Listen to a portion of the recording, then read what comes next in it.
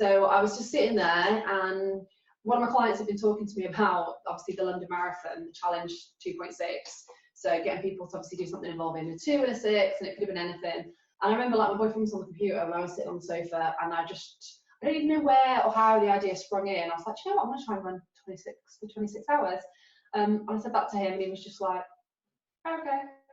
And then I actually did it. So literally that day, I think I was like, put it out there on social media, and yeah, I was just obviously desperately trying to get a treadmill. And then yeah, it all just went from there. So I didn't have much time to prep, and honestly, the treadmill situation was just a nightmare, because we've got a treadmill, and then it was in the room that it was in was too small, so we couldn't get it out of that room.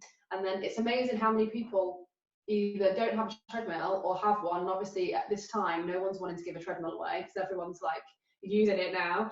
So couldn't get a treadmill, and then we found another one, and it was broke. And then we like tried to get one from Barry's where I work, but that was too heavy. So in the end, my friend was actually like, you can borrow our treadmill, but it's broken. If you can get it to work, you can have it. So my boyfriend went into the garage and he actually fixed it. And so that's the treadmill that we used. Wow. So I was thinking, oh my God, is this going to hold out? But it's actually amazing.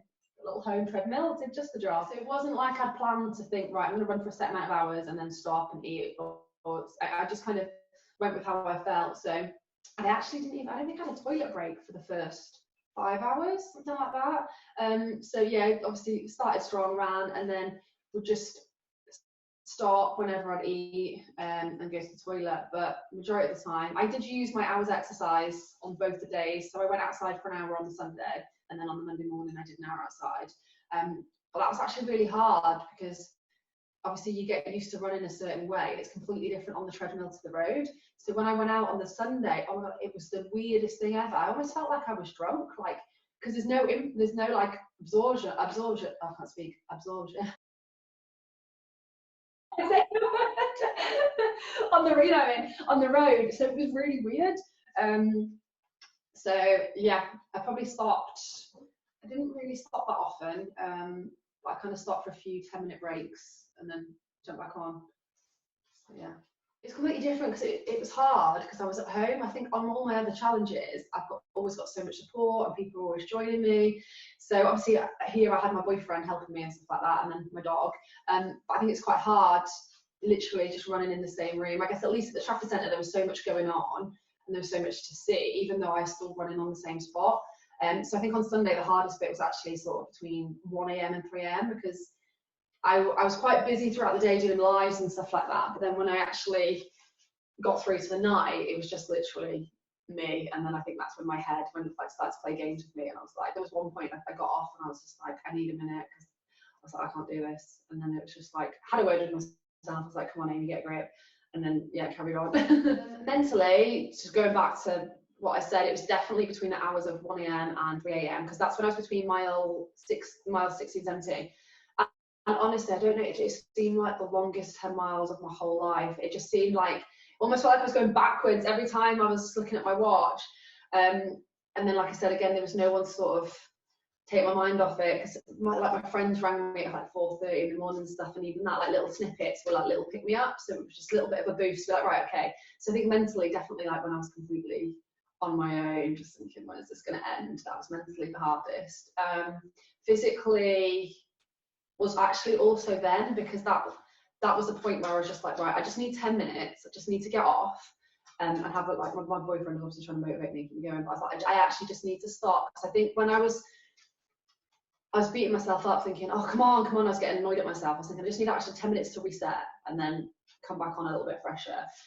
Because I'd stopped, my hips, oh my God, were just like, I looked at my boyfriend and I was like, oh my God, I couldn't even like lift my leg up to put my foot on the treadmill. And I was like, what am I going to do? And he kind of like massaged me and helped like rub them down. I think just need to get the blood flowing again. And then I just walked for a little bit and then it just seemed to ease.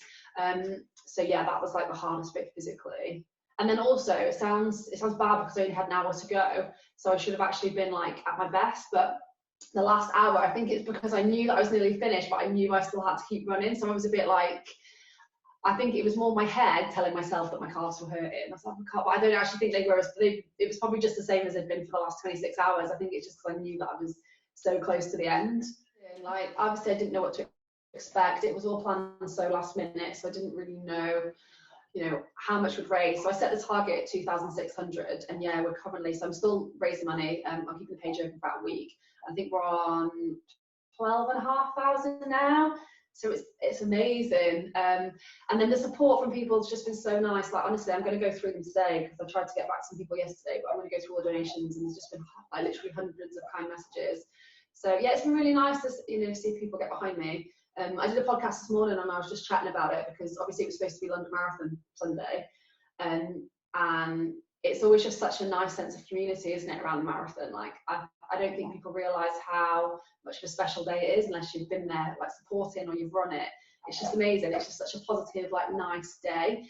So I kind of felt like there was a bit of sense of community and a bit of, you felt almost like, I know it's nowhere near like London Marathon, but it felt a bit like that on Sunday with all the support and just seeing everyone else kind of get involved with the 2.6 challenge. So that was nice.